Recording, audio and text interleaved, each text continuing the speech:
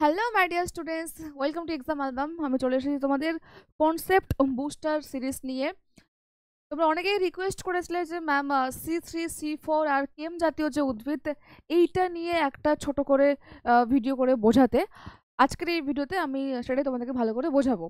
আচ্ছা, এর ফাঁকে আমি তোমাদেরকে একটু জানিয়ে রাখি যে ফর এএনএম জেএনএম 2025 আমরা শুরু করেছি স্পেশাল রিভিশন ব্যাচ, যেখানে অভিজ্ঞ শিক্ষক শিক্ষিকা দ্বারা তোমাদের সুন্দরভাবে রিভিশন করানো হবে।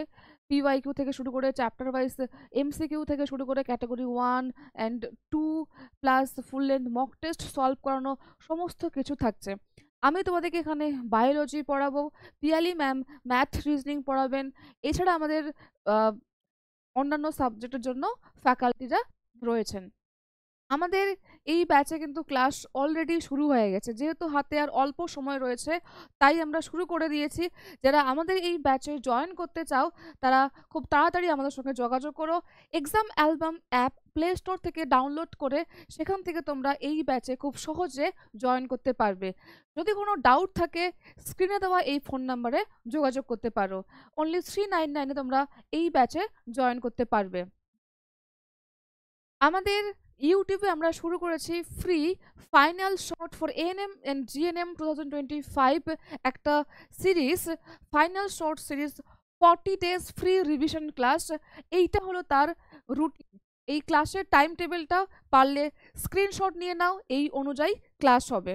আমাদের Telegram channel exam album official, এখনো পর্যন্ত সেখানে জয়েন না থাকলে টেলিগ্রামে অবশ্যই জয়েন হয়ে যাও আমাদের সমস্ত ফিউচার আপডেটস পাওয়ার জন্য। চলো তাহলে এবারে আমরা আমাদের মেইন বিষয়টা শুরু করি। তো দেখো,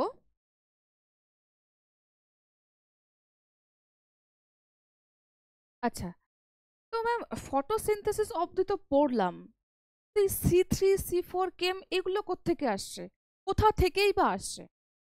ক্লাস 9-এ এই বিষয়টা নেই, কিন্তু আমরা দেখেছি যে পিওয়াইকিউতে C4 প্ল্যান্টস কোনগুলি, এরকম একটা প্রশ্ন এসেছে।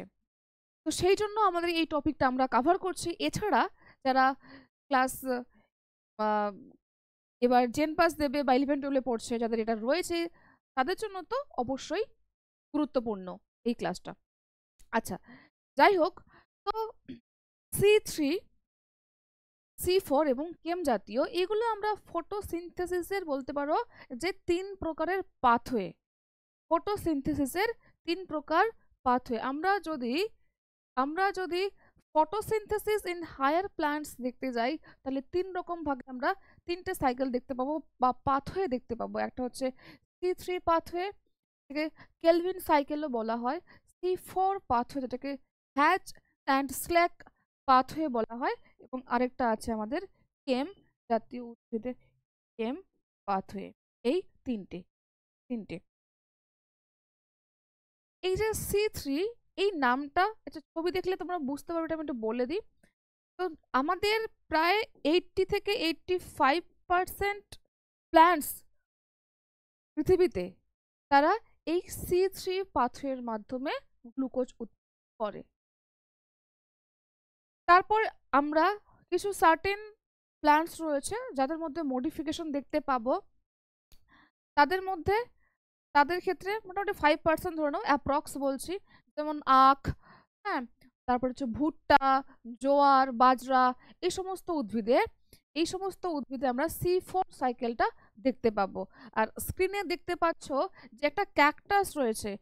ক্যাকটাস শুষ্ক মরুভূমি অঞ্চলে জন্মানো উদ্ভিদ। এই উদ্ভিদদের কেম জাতীয় পাথওয়ে দেখা যায়। বোঝা গেল? তাহলে ম্যাক্সিমাম আমাদের যে সমস্ত গাছগুলো আমরা চোখের সামনে দেখতে পাই, আম, জাম, কাঁঠাল, তুলো, এগুলো সবই কিন্তু C3-র মধ্যেই আসে। এবং যারা C3 পাথওয়ে ফলো করে বা তাদের আমরা বলবো যাদের মধ্যে দেখা যায় আর কি, তারা হচ্ছে C3 প্ল্যান্টস। এটা হলে C4 প্ল্যান্টস, কেম জাতীয় প্ল্যান্ট। সিম্পল।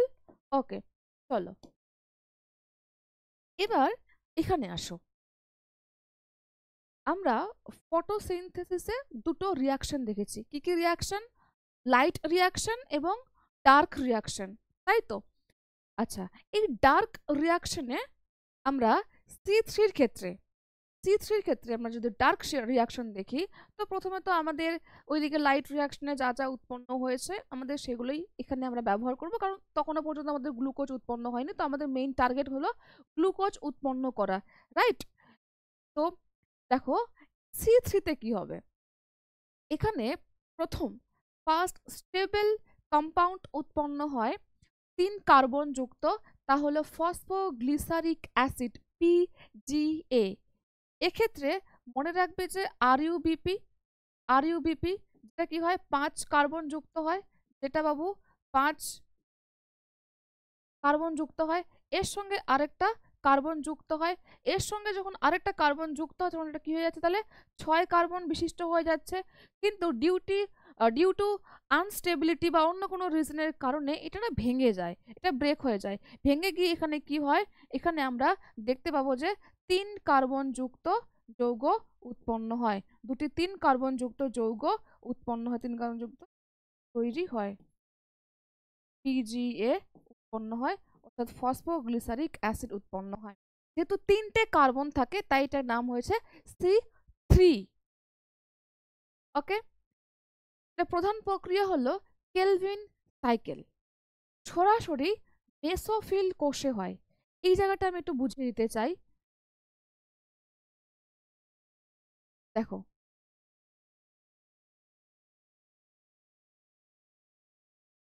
C3-র মনে করো যে আমি একটা পাতা ড্র করছি, ঠিক আছে? এদের উপরে আমরা কি পাবো, এখানে এখানে দেখা যাবে এপিডার্মিস সেল, কি থাকে, এপিডার্মিস সেল থাকে, এপিডার্মিস সেল থাকে। সেম এখানেও আমরা পাবো, এই ক্ষেত্রেও পাবো, ছবিটা অতটা সুন্দর হচ্ছে না, বুঝে নিয়ে। এখানেও আমরা কি পাবো, এখানেও সেম ভাবে আমরা এখানেও এপিডার্মিস থাকবে, দুটোই এখানে একই হলো, এটা C4 এর ক্ষেত্রে। এখানে আমরা কি পাবো, এরকম ভাবে এখানে মেসোফিল কলা পাবো, কি পাবো এখানে আমরা মেসোফিল সেলস থাকে, মেসোফিল সেলস থাকে। এখানেও আমরা মেসোফিল সেলস দেখতে পাবো।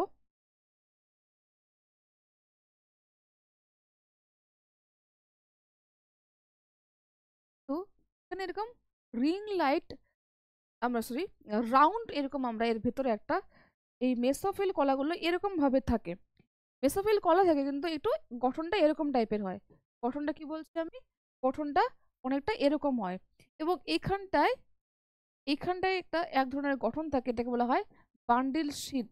এই যে এখানে একটা গোলাকার তোমরা গঠন দেখতে পাচ্ছ, রাউন্ড, এটাকে বলা হয় বান্ডিল বান্ডিল শীট, বান্ডিল, ঠিক আছে, বান্ডিল শীট থাকে, এবং বান্ডিল শীটের মধ্যে আমরা জাইলেম আর ফ্লোয়েম কলা পাবো, যা উদ্ভিদের সংবহন কলা, জাইলেম কলা আর ফ্লোয়েম কলা থাকে। তাহলে C4 এর মধ্যে আমরা কি পাচ্ছি, বান্ডিল শীট, কিন্তু এখানে বান্ডিল শীট থাকে না। এক্ষেত্রে আমরা এখানে স্টোমাটা পাবো, ঠিক আছে, এক্ষেত্রে আমরা এখানে স্টোমাটা পাবো, এক্ষেত্রেও আমরা এখানে স্টোমাটা পাবো, এখানেও স্টোমাটা থাকবে, কিন্তু যেটা আমরা দেখতে পাচ্ছি এখানে বান্ডিল শীট আছে, এখানে বান্ডিল শীট নেই, ঠিক আছে? তাহলে পাতায় আমরা দুই রকমের কিন্তু এখানে সেলস দেখতে পাচ্ছি, যে মেসোফিল কলা এবং বান্ডিল শীট। এখানে শুধু আমরা মেসোফিল কলা দেখতে পাচ্ছি C3-র মধ্যে।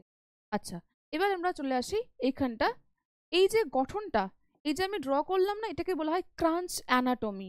তাহলে C4 জাতীয় উদ্ভিদে ক্রাঞ্চ অ্যানাটমি দেখা যায়, এই ছবিতে ভালোভাবে দেখতে পাবে। এই যে দেখো ক্রাঞ্চ অ্যানাটমি, এই হলো বান্ডিল শীট, এখানে জাইলেম এবং ফ্লোয়েম কলা রয়েছে। তাহলে এটা স্ক্রিনশট নিতে পারো। এবার চলে আসি আমাদের এইটাতে, মনে রাখবে এই C3-র ক্ষেত্রে এই যে মেসোফিল কলার রয়েছে, মেসোফিল সেলস রয়েছে না, এখানে আমরা দুই রকমের মেসোফিল দেখতে পাবো।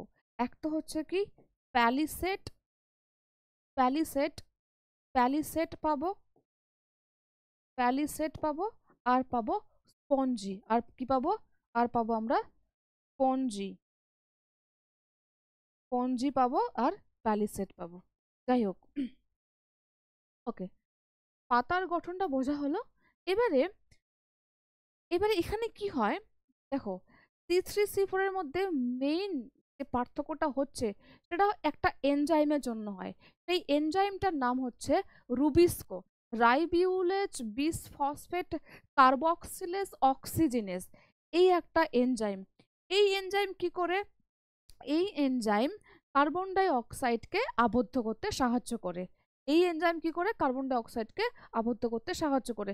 কিন্তু এটা শুধুমাত্র যে কার্বনকেই, শুধুমাত্র কার্বনকে, সরি, এটা কার্বনকে কি করে আবদ্ধ করে, কিন্তু এটা শুধুমাত্র যে কার্বনকেই আবদ্ধ করে তা না।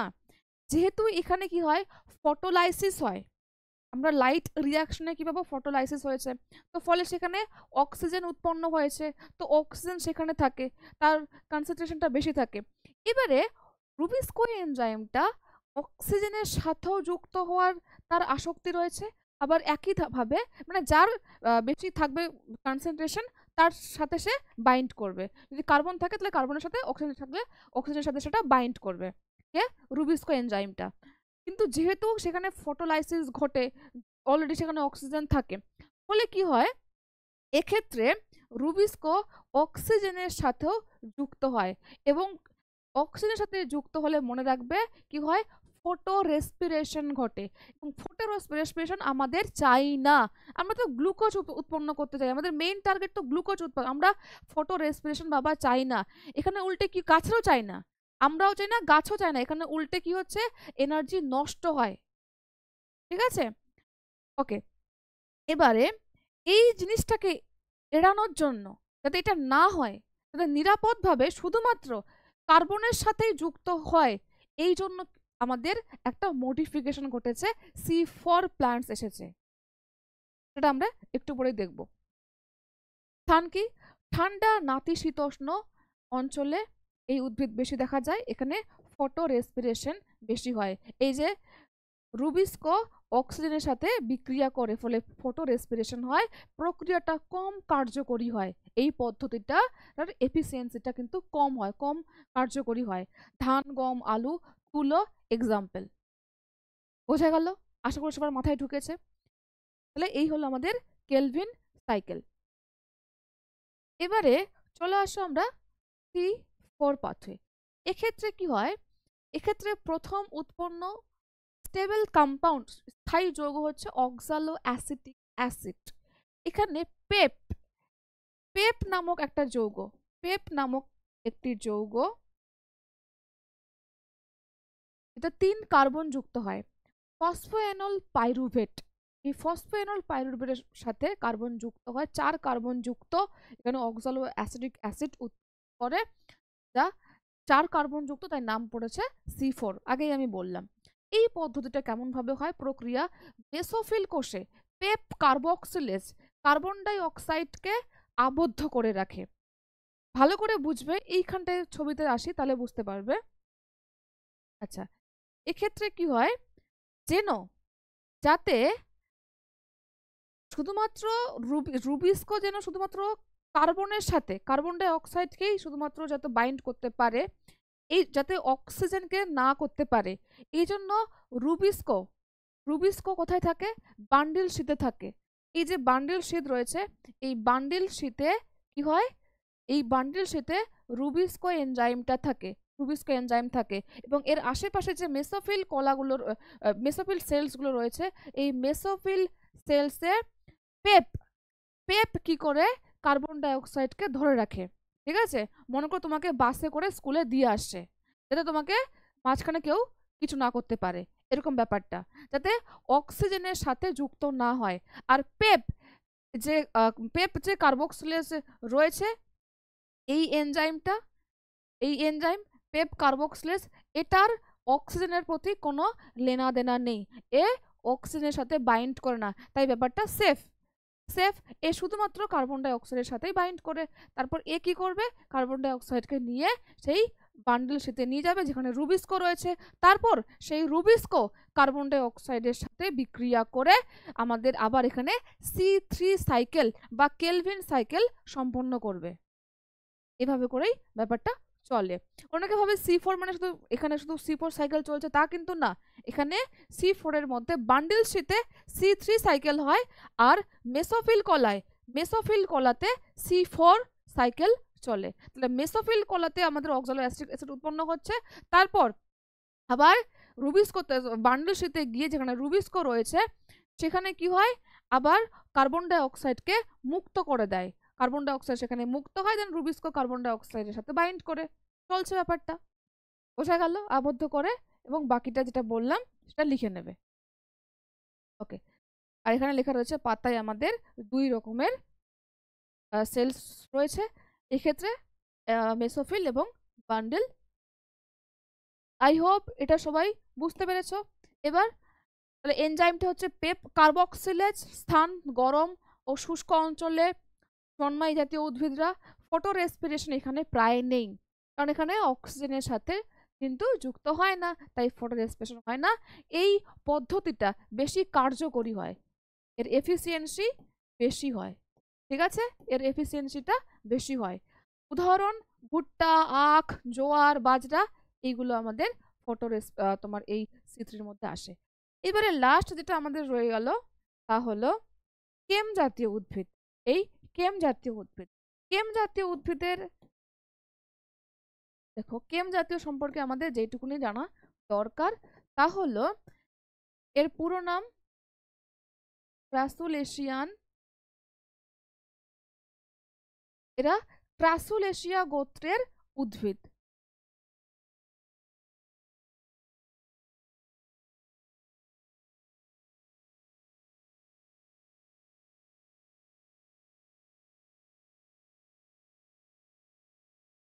বলি,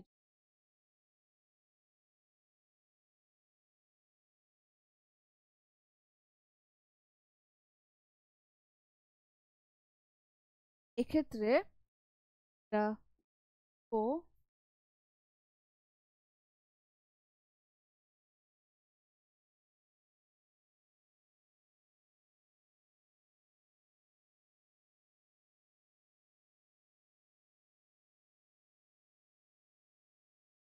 বাষ্পমোচন প্রতিরোধ করার জন্য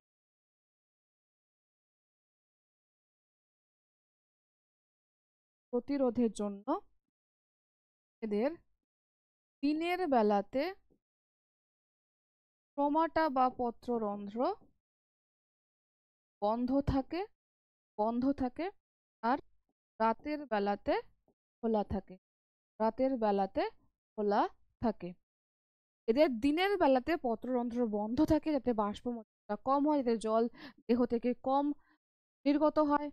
অন্যদিকে রাতের বেলাতে এদের স্টোমাটা বা পত্ররন্ধ্র খোলা থাকে।